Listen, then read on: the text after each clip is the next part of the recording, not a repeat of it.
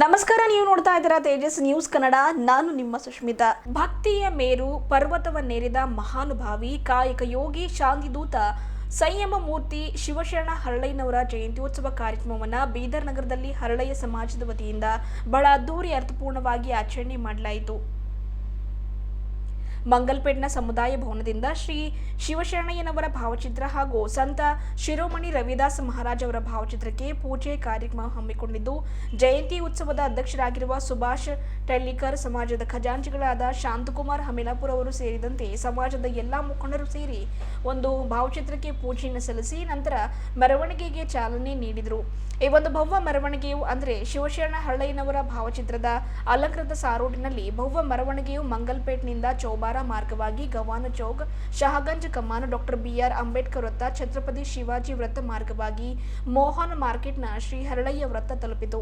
ಬಳಿಕ ಅಲ್ಲಿ ಸಮಾಜದ ಮುಖಂಡರೆಲ್ಲ ಸೇರಿ ಹರಳಯ್ಯ ವೃತ್ತದಲ್ಲಿ ಹರಳಯ್ಯನವರ ಮೂರ್ತಿಗೆ ಮಾಲಾರ್ಪಣೆಯನ್ನು ಮಾಡಿ ವಿಶೇಷ ಪೂಜೆಯನ್ನು ಸಲ್ಲಿಸಿ ಹರಳಯ್ಯ ಜಯಂತ್ಯೋತ್ಸವ ಕಾರ್ಯಕ್ರಮವನ್ನು ಅದ್ದೂರಿ ಅರ್ಥಪೂರ್ಣವಾಗಿ ಆಚರಣೆ ಮಾಡಿದರು.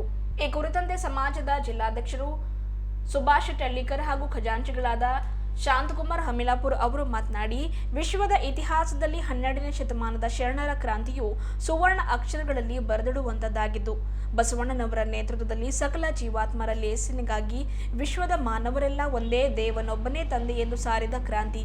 ಈ ಕ್ರಾಂತಿಯಲ್ಲಿ ವಿಶ್ವ ಜ್ಯೋತಿಯಾಗಿ ಬೆಳಗಿದವರು ಶಿವಶರಣ ಹರಳಯ್ಯನವರು ಎಂದು ತಿಳಿಸಿದರು.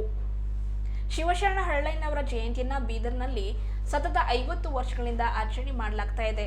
ಶಿವಶರಣ ಹರಳಯ್ಯನವರ ಜಯಂತ್ಯೋತ್ಸವ ಕಾರ್ಯಕ್ರಮಕ್ಕೆ ಬಹಳಷ್ಟು ಜನರು ಸಹಕಾರ ನೀಡಿದ್ದಾರೆ. ಮುಖ್ಯವಾಗಿ ಪೊಲೀಸ್ ಇಲಾಖೆಯವರು, ನಗರಸಭೆಯವರು ನಮಗೆ ಬಹಳಷ್ಟು ಸಹಕಾರ ನೀಡಿದ್ದು ಅದಕ್ಕಾಗಿ ಕೃತಜ್ಞತೆ ಸಲ್ಲಿಸುವುದಾಗಿ ತಿಳಿಸಿದರು.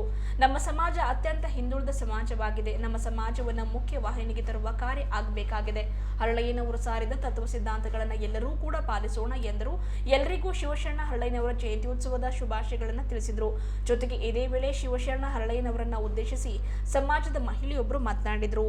ಹರಳಯ್ಯ ಕಲ್ಯಾಣಮ್ಮನವರು ಶೀಲವಂತ, ಲಾವಣ್ಯ ಮಧುವರಸರು ಬಸವಾದಿ ಶರಣರ ಸಂಸ್ಕೃತಿಯ ತತ್ವ ಸಿದ್ಧಾಂತ ಹಾಗೂ ವಚನ ಸಾಹಿತ್ಯದ ಸಂರಕ್ಷಣೆ, ಮಾನವೀಯತೆ ಮೌಲ್ಯ, ಮಾನವ ಹಕ್ಕು, ಜಾತ್ಯತೀತ ತತ್ವ ಸಿದ್ಧಾಂತ ಹಾಗೂ ಪ್ರಜಾಪ್ರಭುತ್ವದ ಸ್ಥಾಪನೆಗಾಗಿ ತಮ್ಮ ಅಮೂಲ್ಯವಾದಂತಹ ಪ್ರಾಣವನ್ನು ತೆತ್ತು ಹುತಾತ್ಮರಾದರು. ಇಂತಹ ಮಹಾನ್ ಶರಣರು ಕೋಟಿ ಕೋಟಿ ಭಾರತೀಯ ಹೃದಯ ಕಮಲದಲ್ಲಿ ಸಮತೆಯ ಜ್ಯೋತಿಯಾಗಿ ಬೆಳಗಿದ್ದಾರೆ. ಅವರು ಹೇಳಿಕೊಟ್ಟ ಮಾರ್ಗದರ್ಶನದಲ್ಲಿ ನಾವೆಲ್ಲರೂ ನಡೆಯಬೇಕಾಗಿದೆ. ಅವರ ತತ್ವ ಸಿದ್ಧಾಂತಗಳನ್ನು ಎಲ್ಲರೂ ಪಾಲಿಸಬೇಕಾಗಿದೆ. ಅದಾಗ ಮಾತ್ರ ಶಿವಶರಣ ಹರಳಯ್ಯನವರ ಜಯಂತ್ಯೋತ್ಸವ ಆಚರಣೆ ಮಾಡಿದ್ದಕ್ಕೂ ಸಾರ್ಥಕವಾಗುತ್ತದೆ ಎಂದು ತಿಳಿಸಿದರು. ಈ ಸಂದರ್ಭದಲ್ಲಿ ರಾಜ್ಕುಮಾರ್ ವಾಗ್ಮಾರೆ, ಸಿದ್ದರಾಮ ಚೌಧರಿ, ವಿರಜನಂದ್ ನಿನ್ನೇಕರ್, ದೇವದಾಸ್ ಟೆಳ್ಳಿಕರ್, ಅನಿಲ್ ಕುಮಾರ್ ಹಮಿಲಾಪುರ್ಕರ್, ಸುಭಾಷ್ ಹಮಿಲಾಪುರ್ಕರ್ ಸೇರಿದಂತೆ ಪದಾಧಿಕಾರಿಗಳು, ಶಿವಶರಣ ಹರಳಯ್ಯ ಸಮಾಜದ ಸಂಘದವರು ಉಪಸ್ಥಿತರಿದ್ದರು. ನಮ್ಮ ಹರಳಯ್ಯ ಸಮಾಜದ ಎಲ್ಲರೂ ಸನ್ಮಾನ ಮಾಡಿ ಅವರು ಎಲ್ಲರೂ ಬರ್ತಾ ಇದ್ದಾರೆ. ಹೆಣ್ಮಕ್ಳು, ಗಂಡಸು ಮಕ್ಕಳು ಎಲ್ಲರೂ ಬಂದು ನಮ್ಮದು ಮಂಗಲ್ಪೇಟೆ ಸಮಾಜದಿಂದ ನಮ್ಮ ಹರಳಯ್ಯ ಚೌಕಿಂತನ ಎಲ್ಲರೂ ಸಾಥ್ ಕೊಟ್ಟು ಎಲ್ಲರೂ ಬಂದಿದ್ದಾರೆ. ಅದಕ್ಕೆ ಇವತ್ತು ಅವರಿಗೆ ನಾನು ಧನ್ಯವಾದ ಮಾಡ್ತೀನಿ. ಹಾಗಾಗಿ ವರ್ಷಕ್ಕೆ ಇದೇ ದಿನ 30ನೇ ತಾರೀಕು 3ನೇ ತಿಂಗಳು ವರ್ಷಕ್ಕೆ ಮಾಡ್ತೀವಿ ತಪ್ಪಲ್ಲದೆ. ನಾವು ಮಾಡತ್ತು 12ನೇ ಶತಮಾನದ ಹಿಡಿದು ಮಾಡ್ತಾನೆ ಇದ್ದೆವು. ಈಗಾಗಲೇ ಈಗ ಮುಂದೆ ಎಲ್ಲ ಹೆಚ್ಚಾಗಿ ನಡೀತಾ ಇದೆ. ಇಲ್ಲಿ ಜಾಗ ಇಲ್ದಕ್ಕೆ ಪ್ರಸಾದ ಸ್ಟೇಜ್ ಪ್ರೋಗ್ರಾಮ್ ಮಾಡಿಲ್ಲ. ಅದಕ್ಕೆ ಜಾಗ ಇಲ್ದಕ್ಕೆ ಎಲ್ಲ ಪ್ರಸಾದ ಇಟ್ಟಿದ್ದೀವಿ. ಸಾರ್ವಜನಿಕ ಸಲುವಾಗಿ ಮಾಡ್ತಾಯಿದ್ದೀವಿ. ಕೋಡಮ್ ಕಂಡಮ್ ಸಲುವಾಗಿ ಅವರು ಸಾಹೇಬರು ಹೇಳಿದ್ರು ನಾವು ಅಂದೇ ರಿಕ್ವೆಸ್ಟ್ ಮಾಡಿ ಅವ್ರು ಪರವಾಗಿಲ್ಲ ಮಾಡ್ಕೋರಿ ಅಂತಂದು ಹೇಳಿದ್ರು. ನಿಮ್ಮ ಜನ ಕಿರಿಕಿರಿ ಮಾಡೋದಿಲ್ಲ, ನಿಮಗೆ ಹತ್ತಲ್ಲ, ಯಾರು ಕೇಸ್ ಬಿ ನಮ್ಮದು ಒಂದು ಕೇಸೂ ಪೊಲೀಸವ್ನಿಗೆ ಹೋಗಲ್ಲ, ನಾವೇ ಸಂಭಾಳಿಸ್ಕೋತೀವಲ್ಲ. ಹಾಗಾಗಿ ಪೊಲೀಸರಿಗೆ ಹೇಳಿದ್ರೆ ಅವರು ತಿಳ್ಕೊಂಡ್ರು, ಅವ್ರು ಅನುಮತಿ ಕೊಟ್ಟರು. ಅದಕ್ಕೆ ಹೀಗೆ ನಾವು ಬರೋ ವರ್ಷನೂ ಇವಾಗ ಕೋಡಮ್ ಕಂಡಪ್ಪಿದ್ದ ಕಡೆದು ಕಮ್ಮಿ ಆಗಿದೆ. ಮತ್ತು ಬರೋ ವರ್ಷ ಹಿಂಗೆ ಚೆನ್ನಾಗಿ ಮಾಡ್ತಾ ಹೋಗ್ತೀವಿ. ಎಲ್ಲರಿಗೆ ಮಾಡ್ತಾ ಬಂದೀವಿ. ಎಲ್ಲರೂ ಶರಣಾರ್ಥಿ. ನನ್ನ ಹೆಸರು ಸುಭಾಷ್ ಟೆಳ್ಳಿಕರ್, ಅಧ್ಯಕ್ಷರು ಹರಳಯ್ಯ ಸಮಾಜ ಬೀದರ್. ನಮ್ಮ ಶಿವಶರಣ ಹರಳಯ್ಯ ಜಯಂತಿ ಅಂಗವಾಗಿ ನಾವು ಮಂಗಲ್ಪೇಟದಿಂದ ಚೌಬರದಿಂದ ಗವನ್ ಚೌಕ್ದಿಂದ ಶ್ರೀ ಡಾಕ್ಟರ್ ಅಂಬೇಡ್ಕರ್ ಸರ್ಕಲ್ದಿಂದ ಶಾಗಂದಿಂದ ಮತ್ತು ಇಲ್ಲಿ ಕೊನೆಯದಾಗಿ ಹಳೆ ಬಸ್ ಸ್ಟ್ಯಾಂಡ್ ಹತ್ತಿರ ನಾವು ಇಲ್ಲಿ ರ್ಯಾಲಿ ತೊಗೊಂಡು ಬಂದಿದ್ದೇವೆ. ಪ್ರತಿ ವರ್ಷದಂತೆ ಇಂದು 55 ವರ್ಷದಿಂದ ನಾವು ಇದು ಮಾಡ್ಕೋತಾ ನಾವು ಬಂದಿದ್ದೇವೆ. ಈಗ ಕೂಡ ಪ್ರತಿ ವರ್ಷ 2024ರಂದು ನಾವು ಪ್ರತಿ ವರ್ಷ ಕಾರ್ಯಕ್ರಮ ಇಲ್ಲಿ ನಾವು ಕಾರ್ಯಕ್ರಮವನ್ನು ನೆರವೇರಿಸ್ತಾ ಇದ್ದೇವೆ. ಅದು ಅಲ್ಲದೆ ಇವತ್ತಿನ ದಿವಸ ಎಲ್ಲ ಡಿಪಾರ್ಟ್ಮೆಂಟ್ ಅಂದರೆ ನಮಗೆ ಪೊಲೀಸ್ ಡಿಪಾರ್ಟ್ಮೆಂಟ್ ಕೂಡ ನಮಗೆ ಸಹಾಯ ಮಾಡಿದ್ದಾರೆ, ಮುನ್ಸಿಪಾಲ್ಟಿ ಡಿಪಾರ್ಟ್ಮೆಂಟ್ ಕೂಡ ನಮಗೆ ಸಹಾಯ ಮಾಡಿದ್ದಾರೆ. ಇದು ನಮ್ಮ ಶರಣರ ಇಲ್ಲ ನೀವು ಮಾಡ್ತೀರಿ ಮಾಡಿ ಚೆನ್ನಾಗಿ ಮಾಡಿರಿ ಅಂತ ಅವರು ಸಹ ನಮಗೆ ಇಲ್ಲಿ ಜಾಗ ಕೊಟ್ಟು ನಮಗೆ ಒಂದು ಇಲ್ಲಿ ಪ್ರಸಾದವನ್ನು ಹಂಚಲಿಕ್ಕೂ ಕೂಡ ನಮಗೆ ವ್ಯವಸ್ಥೆಯನ್ನು ಮಾಡಿಕೊಟ್ಟಿದ್ದಾರೆ.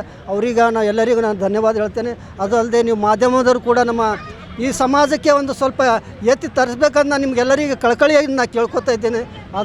ಅದು ತಾವು ಇದು ನಮ್ಗೆ ಯಾಕಂದರೆ ನಮ್ಮ ಮಾಧ್ಯಮದಿಂದ ನಮ್ಮದೆಲ್ಲ ಬೆಳವಣಿಗೆ ಬೆಳೆಯೋದು ಮುಖ್ಯವಾಗಿ. ಅದಕ್ಕಾಗಿ ದಯವಿಟ್ಟು ತಮ್ಮ ಮಾಧ್ಯಮದವ್ರಿಗೆ ನಾನು ಒಂದು ಧನ್ಯವಾದ ಅಭಿನಂದನೆಯನ್ನು ಕೂಡ ನಾನು ಹೇಳ್ಕೊತಾ ನಾನು 2 ಮಾತು ನಾನು ಮುಗಿಸ್ತಾ ಇದ್ದೀನಿ. ನನ್ನ ಹೆಸರು ಶ್ಯಾಮ್ ಕುಮಾರ್ ಹಮಿಲ್ಪುರ್ಕರ್. ನಾನು ಇಲ್ಲಿ ಹರಳೆಯ ಸಮಾಜದ ಖಜಾಂಚಿಯಾಗಿ ನಾನು ಕನಿಷ್ಠ ಒಂದು 10 ವರ್ಷದಿಂದ ನಾನು ಇದು ಮಾಡ್ಕೋತಾ ಬಂದೀನಿ. ಇದೇ ಕಂಟಿನ್ಯೂ ಮಾಡ್ತಾಯಿದ್ದೆ, ಮುಂದೆ ಬೇರೆ ಇದು ಮಾಡ್ತಾ ನಾನು ಹೇಳಿ हरड़ैया महान क्रांतिकारी थे, समाजवादी थे, एकता की भावना रखते थे। उनका जन्म सूरपुर ग्राम में हुआ, गुलबर्गा ज़िले में। उनके माता पिता का नाम महादेवा, माता का नाम महादेवप्पम, पिता का नाम था। उनको बहुत दिनों से पुत्र नहीं थे।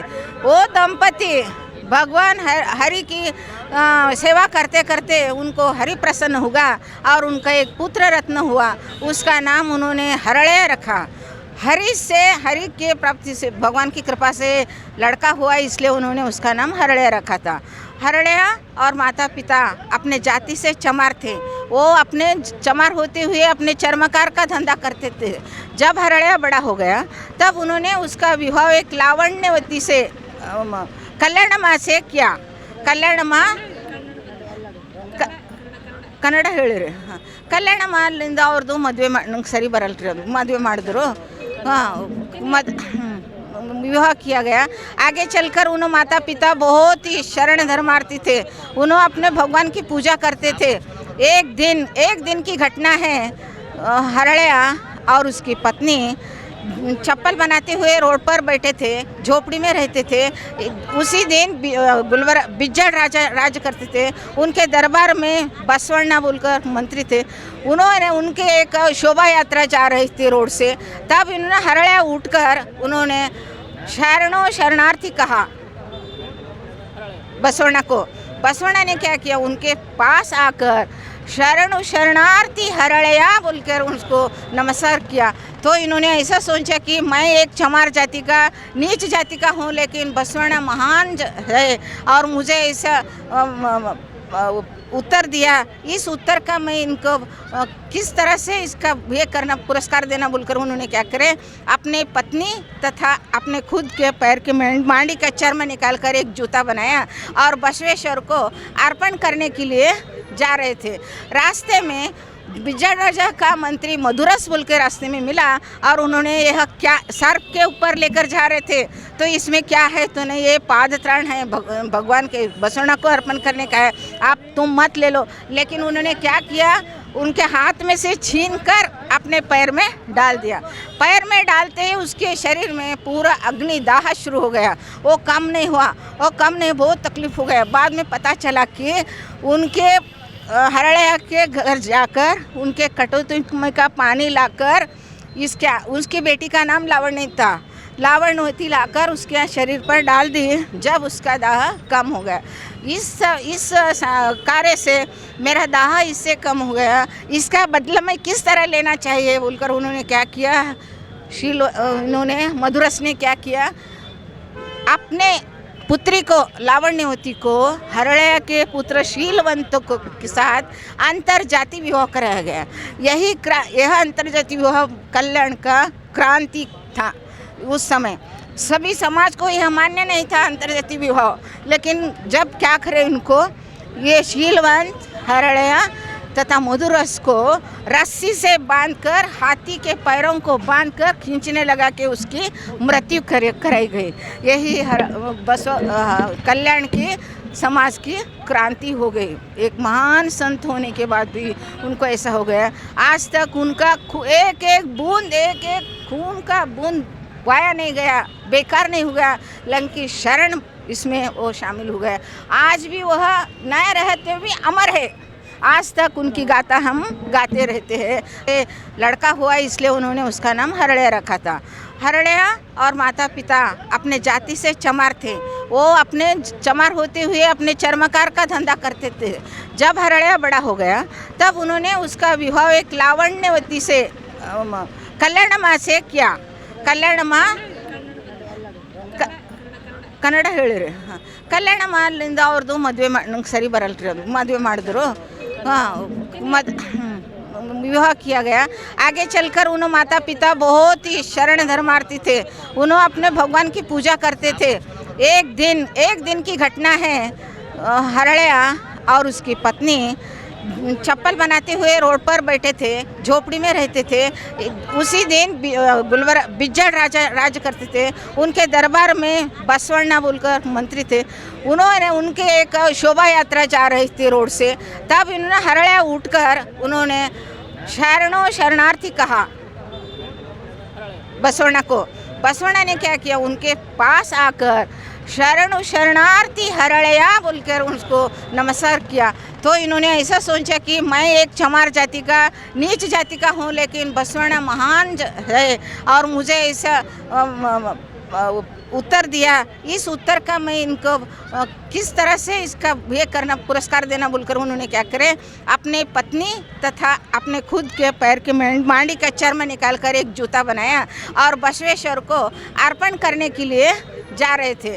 रास्ते में बिज्जड़ राजा का मंत्री मधुरस बोल के रास्ते में मिला और उन्होंने यह क्या सर्प के ऊपर लेकर जा रहे थे। तो इसमें क्या है, तो नहीं, ये पादत्राण है, भगवान के बसवण्णा को अर्पण करने का है, आप तुम मत ले लो। लेकिन उन्होंने क्या किया, उनके हाथ में से छीन कर अपने पैर में डाल दिया। पैर में डालते ही उसके शरीर में पूरा अग्निदाह शुरू हो गया। वो कम नहीं हुआ, बहुत तकलीफ हो गया। बाद में पता चला कि उनके हरड़िया के घर जाकर उनके कटोती में का पानी लाकर उसकी बेटी का नाम लावण्य था, लावण्यवती लाकर उसके शरीर पर डाल दी। जब उसका दाह कम हो गया, इस कार्य से मेरा दाह इससे कम हो गया, इसका बदला मैं किस तरह लेना चाहिए बोलकर उन्होंने क्या किया, इन्होंने मधुरस ने क्या किया, अपने पुत्री को, लावण्यवती को हरड़िया के पुत्र शीलवंत को के साथ अंतर जाति विवाह कराया गया। यह अंतर जाति विवाह कल्याण का क्रांति था। उस समय सभी समाज को यह मान्य नहीं था अंतर जाति विवाह, लेकिन जब क्या करे, उनको ये शीलवंत हरड़िया तथा मधुरस को रस्सी से बांधकर, हाथी के पैरों को बांधकर खींचने लगा के उसकी मृत्यु कराई गई। यही कल्याण की समाज की क्रांति हो गई। एक महान संत होने के बाद भी उनको ऐसा हो गया। आज तक उनका एक एक बूंद, एक एक खून का बूंद वाया नहीं गया, बेकार नहीं हुआ, लेकिन की शरण इसमें वो शामिल हो गया। आज भी वह नया रहते हुए अमर है। आज तक उनकी गाथा हम गाते रहते हैं। आज हरड़िया का जयंती मना रहे हैं, इसलिए धन्यवाद। जय हिंद। मेरा नाम विमल आर चालक, मंगलपेट, बिदर।